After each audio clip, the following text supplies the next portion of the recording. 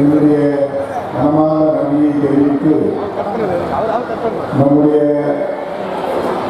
டிஎன்பிஏ பாட்டாளி மக்கள் கட்சியின் சொந்தமான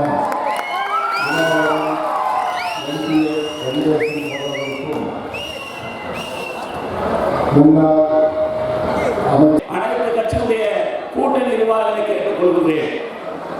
இன்றைய நாடாளுமன்ற தேர்தல் யாருக்கான தேர்தல்? இந்த மக்களை தமிழகத்திலே பொட்டு வைக்கின்ற கவனிக்க வேண்டும். ஏதோ வந்தோம் போவோம் என்று இல்லாமல் நம்முடைய வீட்டில் இருக்கின்ற நம்முடைய ஆண் பிள்ளைகளும் நம்முடைய கணவன்மார்களும் மிக ஒழுக்கமாக குடியில்லாமோம் என்று உறுதி கூறி வெற்றி பெறுவோம், வெற்றி நிச்சயம் என்று கூறி விடைபெறுகின்றேன். நன்றி, வணக்கம். தேசிய முற்போக்கு கூட்டணியுடைய வேட்பாளர் அண்ணன் ஏசிஎஸ் அவர்களுக்கு ஆதரித்து தாமரை சின்னத்தில் வாக்களிப்பதற்காக இன்றைக்கு இந்த மாபெரும் பொதுக்கூட்டம் என்பதை மாநாடாக நடத்தி கொண்டிருக்கின்ற நீதி கட்சி வேட்பாளர் ஐயா டாக்டர் ஐயா வேட்பாளர் இவர்கள் முன்காலை கைகாட்டுகின்ற நம்முடைய வேட்பாளர் உங்களுக்கே தெரியும். ஒரு வருடமாக இங்கே மக்கள் பணியாற்றிக் கொண்டிருக்கின்றார்கள். அவருக்கு நீங்கள் தாமரை சின்னத்திலே வாக்களித்து வெற்றி பெற செய்ய ஓடோடி வேலை செய்ய வேண்டும்.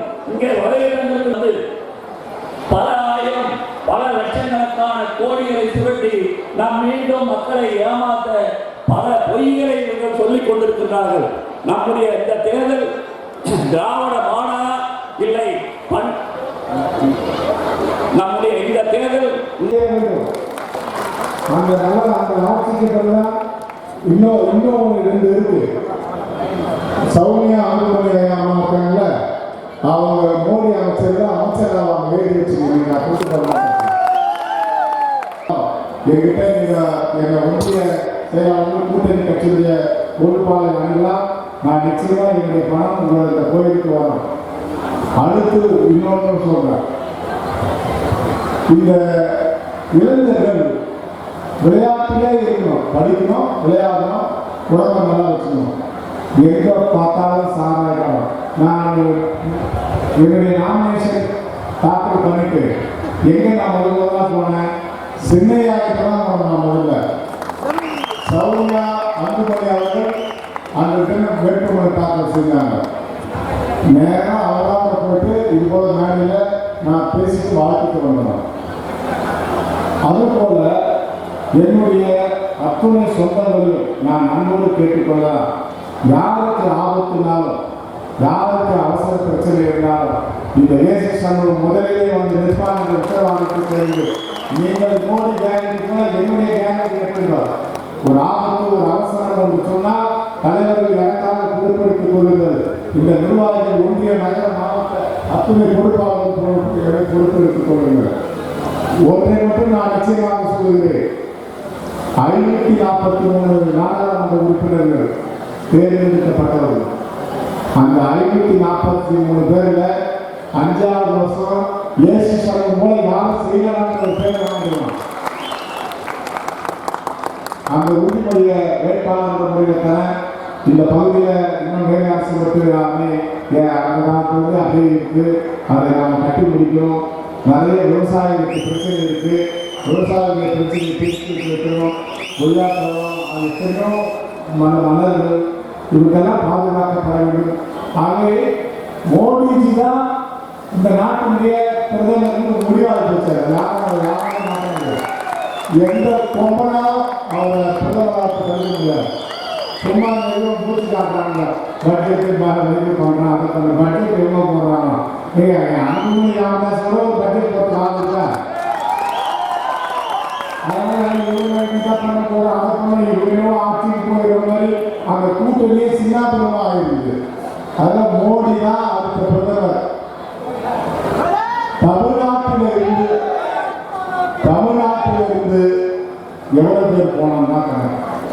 இப்போ பிரதமர்கிட்ட இந்த 38 MP ஜெயிச்சாங்கல்ல, 8000 ஜெயிச்சு போனாங்கல்ல, ஒரு நாளாக ஒரு மந்திரி பார்த்து ஒரு அணைக்கட்டு வீடுகளும் அதுவும் கேட்டிருக்காங்க. ஏன்னா இவங்களை பார்த்தாலே அவங்க திரும்பிக்கிறாங்க, அவங்கள பார்த்தாலே இவங்க ஓடி வந்துடுறாங்க.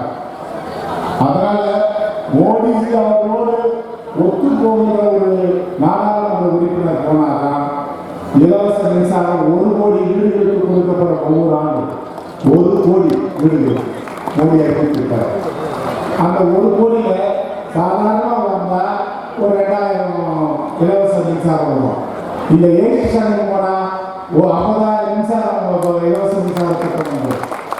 வீடு கட்டுற திட்டத்துக்கு 3,80,000 தராது. அது சாதாரணமாக வரும்போது ஒரு 500 வீடு 1000 வீடு வரும். ஆனால் நம்ம போனால் 50,000 வீடு இந்த பாராளுமன்ற தொகுதிக்கு கொண்டு வர முடியும். வழி கிடையாது. மத்திய அரசுடைய அத்தனை திட்டங்களையும் கொண்டு வருவதற்கு மோடி அவர்கள் சண்முகம் என்று கூப்பிடக்கூடிய ஒரு வேட்பாளர் தான். அமித்ஷா அவர்கள் சண்முகம் என்று சொல்லக்கூடிய ஒரு தொடர்புள்ள ஒரு வேட்பாளர் தான். ஆகவே முத்தி மோடி பிரச்சனைகளை வலுத்துக் கொண்டிருக்கின்ற கூட்டணி வேண்டுமா என்பதையும் இந்த ஆட்சி மத்திய அரசுடைய அத்தனை திட்டங்களை கொண்டு வருகின்ற ஒரு வேட்பாளர் வேண்டுமா என்பதை இந்த அமைக்கக்கூடிய மக்கள் நீங்கள் சிந்திக்க வேண்டும். இவங்க ஒரு ஆட்சிக்கு வந்தாங்க, என்ன சொன்னாங்க? ஒரு சொட்டு மது இருக்காதுன்னு சொன்னாங்க. ஒரு சொட்டு மது எடுத்து 3000 கடை அதிகமாக இருக்கு. போதை பொருள் எல்லா இடத்துலையும் வேறு வரைக்கும் வந்துச்சு. அது இன்னும் அணைக்கட்டு வராமல் தடுக்கணும்.